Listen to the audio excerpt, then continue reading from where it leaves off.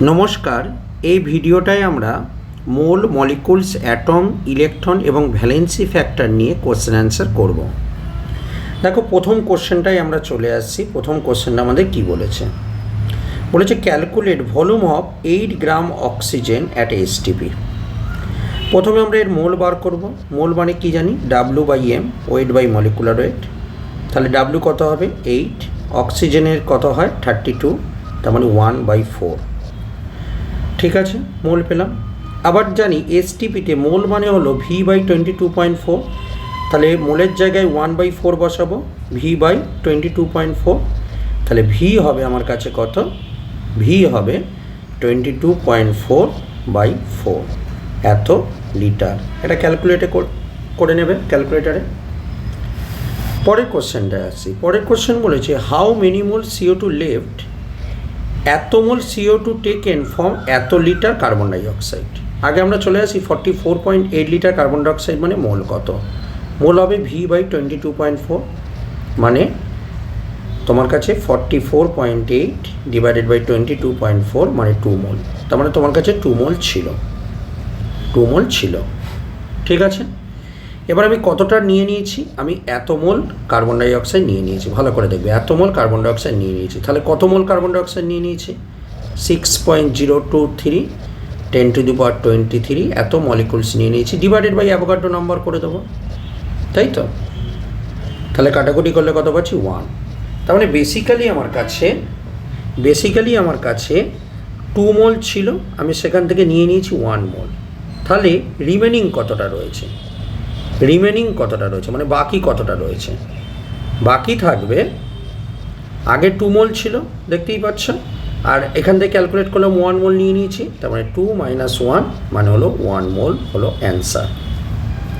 Next কোশ্চেনটা আমাকে বলেছে যে find number of electron 10 gram hydrogen. দেখো, প্রথমে আমি এর মোলটা বার করছি। 10 গ্রাম হাইড্রোজেন, W/m, ওয়েট দেওয়া আছে। তাহলে 10 ডিভাইডেড বাই হাইড্রোজেনের ওয়েট কত? 2 × 1 মানে কত হচ্ছে? 5 মোল বেরোচ্ছে। এবার মলিকুলস কতগুলো বেরোচ্ছে? মলিকুলস বা অণু কতগুলো বেরোচ্ছে? না, মোল ইন্টু অ্যাভোগাড্রো নাম্বার 6.023 10⁻23। এত আমার কাছে কী বেরোচ্ছে? মলিকুলস বেরোচ্ছে বা অণু বেরোচ্ছে। ক্লিয়ার হয়েছে?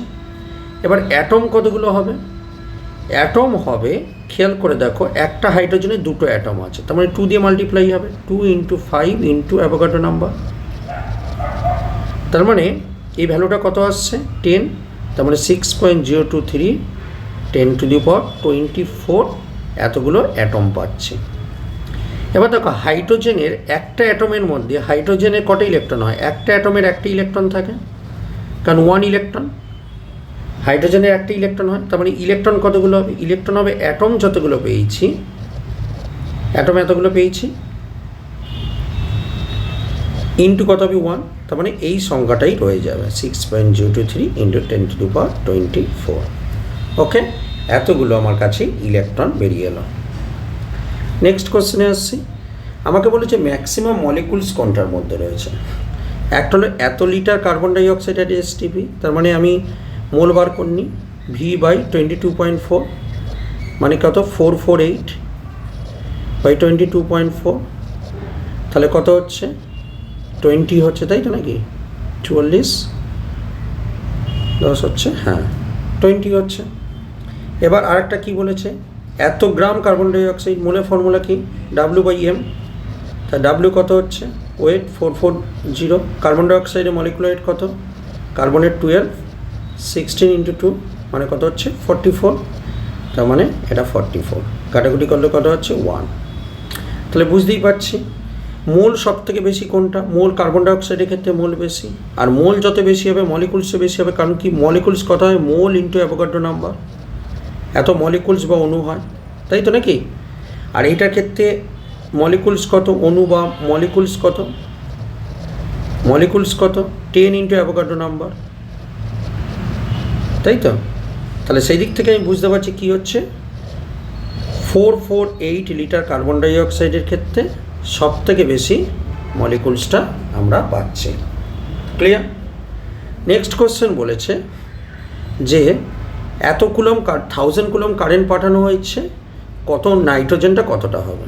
তাহলে দেখো এই যে ইকুয়েশানটা রয়েছে, অ্যামোনিয়া ফর্মেশনটাকে আমি 1 মোল করলে এটা কত হচ্ছে, হাফ নাইট্রোজেন আর হাফ নাইট্রোজেন 3/2 হাইড্রোজেন, কারণ অ্যামোনিয়ার আগে 2 ছিল, সেটাকে 1 করে নিলাম। এই আমার কাছে ইকুয়েশানটা দাঁড়াচ্ছে, ঠিক কিনা? এবার তুমি দেখো চার্জটা দেখার চেষ্টা করো। নাইট্রোজেনের মলিকুল গ্যাস আকারে থাকলে এগুলোর চার্জ হলো 0, অ্যামোনিয়াতে হাইড্রোজেনের চার্জ হলো +1 × 3, আর নাইট্রোজেন তার মানে হবে কত, +3 হচ্ছে, তার মানে নাইট্রোজেন হবে -3। তো নাইট্রোজেনের আমাকে বলেছে, তার মানে নাইট্রোজেনের চার্জের চেঞ্জটা কত হচ্ছে, 0 থেকে -3 হচ্ছে। তাহলে ভ্যালেন্সি ফ্যাক্টর কত হবে, ভ্যালেন্সি ফ্যাক্টর অফ নাইট্রোজেন কত হবে না, চার্জ 0 থেকে -3 হচ্ছে, দেখতেই পাচ্ছ এটা 0 ছিল, এখানে হচ্ছে -3, তার মানে চার্জ মানে -3 ডিভাইড বাই স্টোচিওমেট্রি, স্টোচিওমেট্রি মানে সামনের সংখ্যাটা, সামনের সংখ্যা কত আছে, হাফ। তাহলে কত হচ্ছে, ওপরটা মড ভ্যালু দিয়েছি, মড ভ্যালু মানে 3ই নেবো, মাইনাস প্লাস কিছু নেবো না, এটা হাফ আছে মানে ওপরটা উঠে গেলে এই জায়গাটা কত হচ্ছে, তার মানে 3 দুগুণে 6, 6 হচ্ছে, ঠিক। এটা হলো ভ্যালেন্সি ফ্যাক্টর। এবার আমরা কি জানি, মোল মানে কি জানি, মোল মানে জানি আমার কাছে কতটা চার্জ আছে, এই যে কারেন্ট কতটা রয়েছে, কারেন্ট হলো 1000 ডিভাইডেড বাই কী হবে, ডিভাইডেড বাই হয় ভ্যালেন্সি ফ্যাক্টর, তার মানে 1000 ডিভাইডেড বাই 6, এত মোল হবে অ্যান্সার। সো এই ছিল আমাদের কাছে mole, molecules, atoms, electron, valency factor সম্পর্কে কিছু কোশ্চেন অ্যান্সার। আমরা পরবর্তী ভিডিওতে আরও এমন টাইপের কোশ্চেন অ্যান্সার প্র্যাকটিস করব, খুব ভালো করে, যাতে আমরা স্কুল এবং আমাদের কম্পিটিটিভ এক্সামগুলো দিতে পারি। ধন্যবাদ সঙ্গে থাকবার জন্য।